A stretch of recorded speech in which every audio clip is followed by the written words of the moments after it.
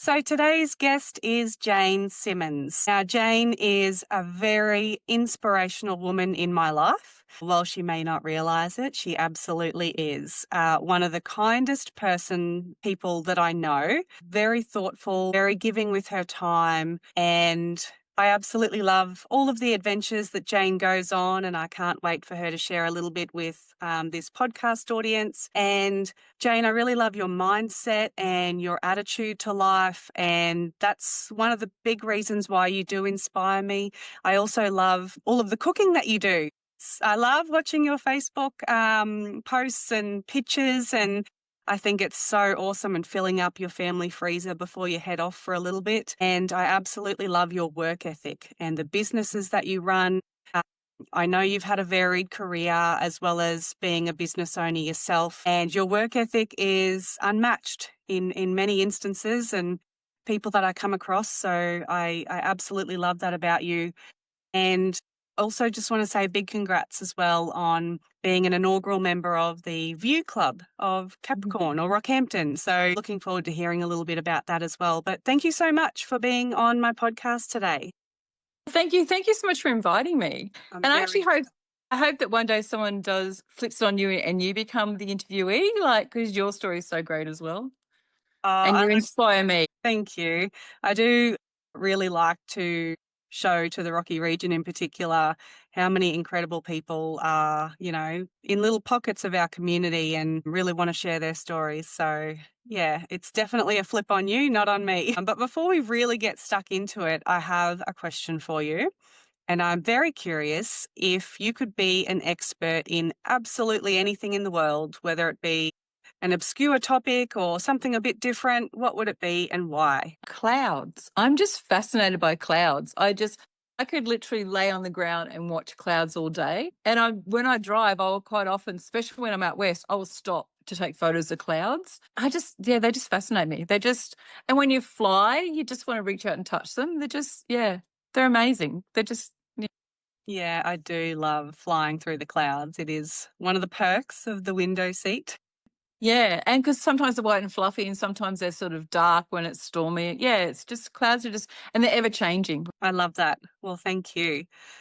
So, getting straight into your story and a little bit about yourself, can you share what might be the key moments or people or an experience that's from your early life that's led you to where you are today? From my early life, I think I have a love of food and cooking because my grandmother was a caterer. My mum was a single mum, so I grew up with my grandparents for a long time.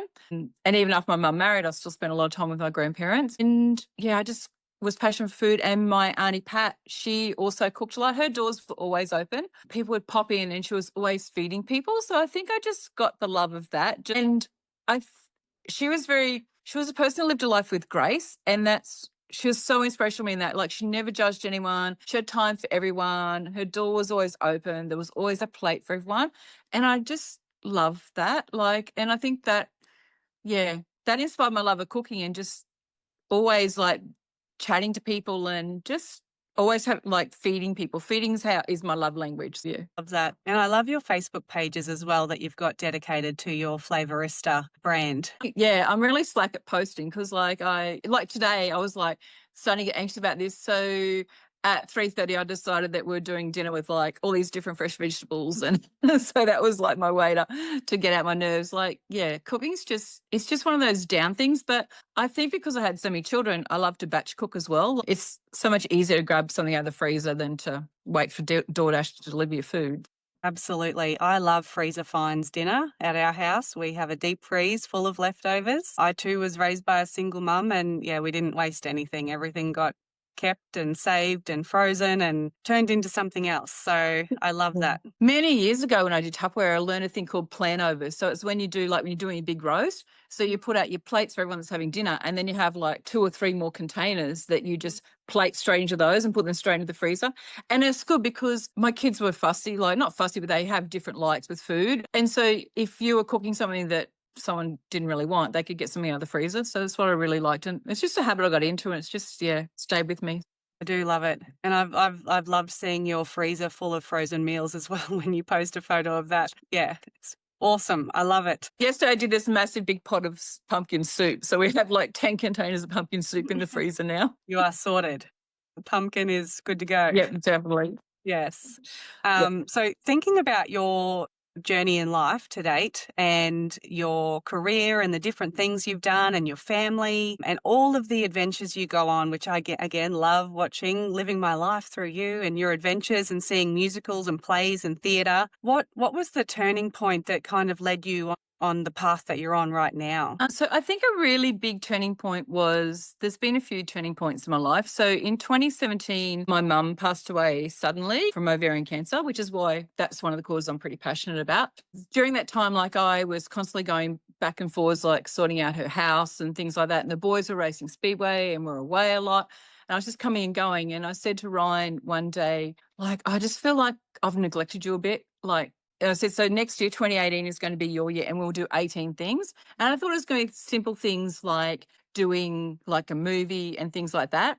And we had a few concerts booked and it's just grown from there. So we literally do so many things. But in the very early days of 2018, I had a SCAD, which is a spontaneous coronary artery dissection. So your artery splits apart. Most people have them die. So it's where like marathon runners suddenly drop dead or women pass away during childbirth. So that's normally a SCAD.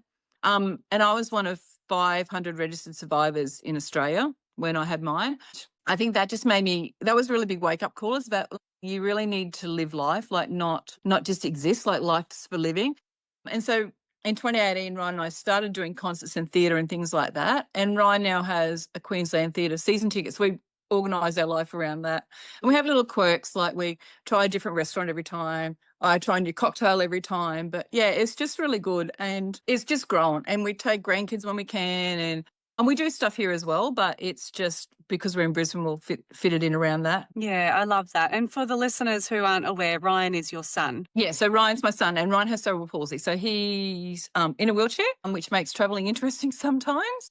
But I'm his primary carer, and yeah, we just work together really well now. So we'll often be sending each other, like I'll send him restaurants all the time, and he'll send me concerts all the time, and yeah, we just sort of plan out. We have our date, and then we just work around whatever else we can find to fit in around those dates. Such a great way to approach it. Hey, like a lot of people may think to themselves, "Oh, one day I want to do this, and one day I want to do Yeah. this." You both just make it happen, and then you reverse engineer it. You pick the date, you Yeah. pick the thing, and then you just work backwards and make it work. Yeah, and it is, and like it's really interesting because some people like look at my life, and especially on Facebook, and they go, "Oh, you're so lucky you do all this," and I think, oh, you don't know the logistics sometimes. Like, just for me, like, even if someone spontaneously says to me, "Oh, do you want to do this one weekend?" I can't just go yes. Like, I need to make sure I have a support worker if I'm not going to be here and things like that. So, and even when we decide we're going away, like, I still need to book accommodation and travel and things like that. So it's quite logistical sometimes. Like, it reminds me of jobs in the past where I've had to do logistics, but yeah, it looks really good, but there's a lot of work goes into planning it sometimes. And I can imagine there's many people out there who wouldn't at all understand the logistics of navigating travel with a wheelchair. Not sure if you saw on my Facebook last week, we normally stay at the same hotel because it's convenient, but I had a grandson with me. So yeah, last weekend we went to Brisbane, not last weekend, one day last week we went to Brisbane, and we went on the Tuesday because on Monday the train was going to be cancelled for a bus. When we got on the train on the Tuesday, we got to Bundaberg and they had to put us onto a bus.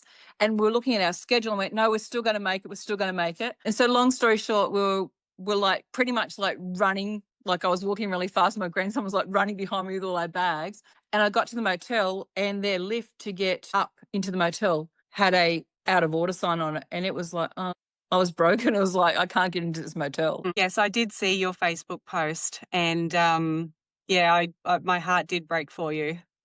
So Yeah. that would have been hard. And we got around it, but it was just that 1 minute. It was just like, I'd just done all that work, but it's just that it's almost, and it was a really good lesson for me because it's like not giving up before the finish line, because I was like so confident because we were so on track. And it's that little stumble before the finish line. So that was just a good lesson for me as well to, yeah, always plan everything to the end. Yeah, absolutely. So thinking about living in Rocky, and obviously you get to go on a lot of epic adventures and yeah, travel around and go out west in particular. But how do you think living in Rocky has shaped your story? I just living in Rocky, I've actually lived half my adult life in Rockhampton. I moved here just before I turned 30. And living in Rocky, there's just so many amazing people. Like I actually transferred here for work. I was a fraud investigator with Centrelink, so I transferred here with that. I've been remarried since I lived in Rockhampton. My two youngest children are born in Rockhampton. My stepdaughter was born in Rockhampton. My older children did most of their schooling in Rockhampton. So yeah, our family's just grown in Rockhampton. Like it's just, and I've met so many people, and it is unique, but it's a beautiful city. Like I remember before I moved up here, we used to holiday in Gladstone, and I always come to Rocky for the gardens. Like our botanical gardens, people just don't realise we have that on our doorstep. And we've got the beach. Like we go to the beach all the time, to ground and things like that. Yeah, I think I grew up in Rocky, like in a way. Like I suddenly had to stand on my own feet more because I went from having a massive support network with family to suddenly being Rocky and then having to find things I needed. But the resources were here. And I think Rocky's a really great city if people just look at what we've got. Yeah, absolutely agree. We have got some incredible assets. We're very lucky. Yeah, Yeah. So with joining the View Club, did you want to tell us a little bit about that and what community contribution means to you and how that fits in? Yep. So the View Club it's been going for 65 years, I think it is, Mm. Australia-wide. So the View Club was set up originally to support the Smith family. So every cent that we raise goes towards the Smith family for some of their programs. And there's a few clubs in Queensland. There's one in Mackay and there's Gympie and Maryborough, I think it is. They have tried to get one in a few other places, and they are going to start up more. But I just love the fact that we are raising money for an Australian charity. Like kids are one of the things I'm really passionate about. Like I have 7 of them and I have grandchildren, and we've had other kids live with us at different times. The fact that we can do something to help Australian children is what drew me to View. And I just wanted to do something. I wasn't sure what I wanted to do. I sort of looked at different clubs, and that was sort of setting up. And I think the big thing was that it's Australian children that we support. And that was my big thing, was why I went towards View. Yeah, absolutely. Love that. And the Smith family does such amazing work for Australian children who are disadvantaged. And it's really interesting the amount of people I come across in life that say, oh, the Smith family helped me, or like my sister got helped by the Smith family. Like people that you would never like assume, like, because you never assume anything. But there's so many people the Smith family supported, and some of their success stories of kids that they've helped them through school and then they've gone on to uni. Like Mm. it's a really an amazing foundation. Absolutely is. I love the Smith family, a big supporter. So, thinking about your challenges that you've had to overcome in life, aside from lifts not working when you're traveling with a wheelchair, proud moments and even meaningful lessons, how do you think, like, what's a standout moment and how do you think that's helped shape and influence your perspective? I think my scab was a really big changing point in my life. I think until then I had been juggling lots of balls and things like that. I was probably at the healthiest point in my life I'd ever been. I worked at a chiropractor. I hadn't even had Panadol for like 18 months. I was so healthy. I was clean eating, and then all of a sudden I had this SCAD, and it was only that Ryan rang an ambulance and the ambulance was so reactive when they come that I didn't die. And so that was, and the recovery process from that was a bit of a struggle as well, because it was treated as a normal heart attack. So my body didn't cope with some of the meds either. During those 6 months, the first 6 months were the toughest. And I think I just went, no, I didn't die. I have to live, and I really have to start living more. Like, because I think everyone gets in that rut where you go to work, you come home, you cook dinner, you put the washing on, you clean up, you go to bed, and you just get in that cycle. On the weekend spent like, running around to sport with kids or cleaning house and things like that. So I made a really conscious decision that I was going to live life so that when I die, I'm not going to be in my deathbed going, I wish I had done that. I wish I had done that. And yeah, so I just think that the scab was my turning point in my life of just, changing. And it was also, there was another turning point a few years before that when I had always worked with all my children, and I was actually driving home from Toowoomba with my youngest. We'd been to a pediatrician appointment down there, and I was driving along and he was chatting away to me, and I actually went, my God, I have not sat down and just had a conversation like this with my child I couldn't remember. It was always like, come on, get in the car, hurry up, let's do this. And I actually pulled over the side of the road and wrote my resignation letter and Mm, resigned from a full-time job because I thought, no, I really want to enjoy my kids while they're little, while I mm, can. mm, And so that was a turning point, and deciding that I would never work full-time again. But I can't sit home, which is why I have my side businesses. And I do pick up contracts. I pick up jobs, like if I see something that's really interesting, like I've done the census. Last year I did audits for Hyundai, just traveled around because it included travel and things, which was really good. Yeah. Having like, so it was a turning point then. And we'd also had a loss in the family that was really impactful, but that's not my story to tell. But it really changed my perspective on life. And that's why I thought, no, I really need to spend more family time, because I was actually running to catch a plane with clothes that we grabbed out of the washing machine because I had to suddenly go fly because of a family emergency. And then a few weeks later with Jack, and I went, no, I just need to spend more family time. And then my scab was like, well, I didn't really slow down then. I just kept, like, I sort of went back to like almost back in that routine situation again. So my scab was my next reminder that no, you really do need to live lives. And I actually I was 5 months post SCAD, and I went to Melbourne. My doctor told me I shouldn't go because it was cold down there and I could get sick. And I went, no, I'm going to do this. And it was a real struggle all weekend. I remember sitting there at one point going, oh, I hope I don't die while I'm here, because I just really didn't feel well. But mm, I went to Melbourne, went to the Flavorista conference, mhm. and I hadn't done much because I'd been sick. And I went, no, I'm actually going to do something. And the next year I rock stage, I was number 1 team builder and number 2 seller in Australia. And it was just because at that moment I went, no, I'm going to do something, and I'm going to do this and do it properly. Yeah, that's so incredible. And I love seeing the Mhm. trips that you've been on as well with Flavorista. You do Yeah. very good work for them. I've been really blessed to have been on every incentive trip. So I've been to New Zealand, we've been to Hamilton Island. So yeah, it's been interesting. Yeah, I love that. I love I love doing markets in Rocky as well, because I have so many regular people as well. So yeah, things like, I even had someone message me the other day to ask me if I was going to be at the home show, because I quite often do a stall at the home show, but I didn't do it this year. So I was expecting to see you there, and yeah, no, I I went in and I'm like, "Where's Jane? She's not here." yeah, it's just one of those things that it's 3 days is a lot.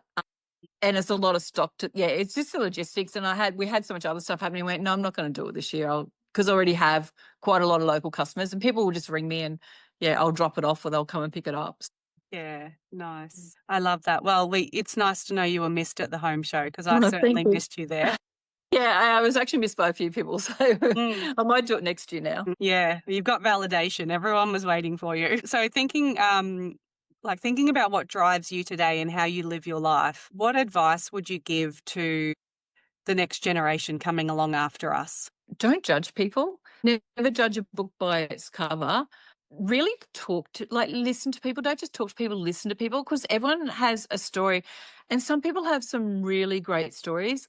Some people you think might not be interesting. If you actually just talk to them and listen, they have some of the stories are amazing. Something I actually learned on a podcast once, and it was actually some training we're doing, and the coach was telling us that most people listen, and he did a story about a big fish, and it's like someone's telling about this fish that they caught, and he said most people are just waiting to tell when they stop so they can tell you their fish story. He said, but don't have a fish story, like listen to their fish story, don't worry about your fish story. And that was really for me as well. It's like, yeah, that is true, because being a fraud investigator, I was like trained in interviewing techniques, and it's really interesting. Like if you draw people out, you can find out so much, but so many people don't volunteer information unless you ask them. And I think everyone should try to live a life of grace.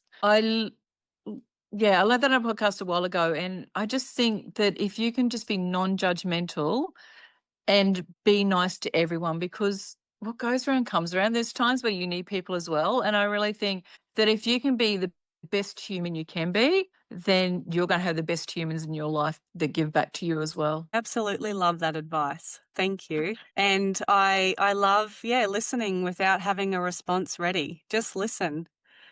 Yeah. And one of my recent podcast guests as well shared listen with your eyes as well, which Yep. I've not heard that before. And I'm like, oh, yes, I love to listen. And now I'm going to listen with my ears and my eyes. You can actually get Yeah, it's really, and especially, I think, I just think I just do that automatically quite often because you're taught that when you're interviewing, and it's like quite often you can tell someone's got something there, but it's just their body language. You can tell when they're closed or they're shy or whatever, but you Mm. can draw out some amazing stories out of people. That's one of my favorite things about talking to people is, yeah, just asking more and more questions. Like, I want to know more and more and more. And I often don't have a reply or a story to share in response because I've trained that don't have a fish story out of myself. Yeah. And Yeah. it's really good. Like when you don't have a fish story, you think you process more. I think I visualize what people are saying more. Like, Mhm. if I caught up with a friend and her little girls, and they're telling me about they've been to Disneyland in Paris, and we're talking about how they were riding push bike, and I could just visualize it because I think it's just that whole, I don't know. It's just something about listening to people and just drawing people out.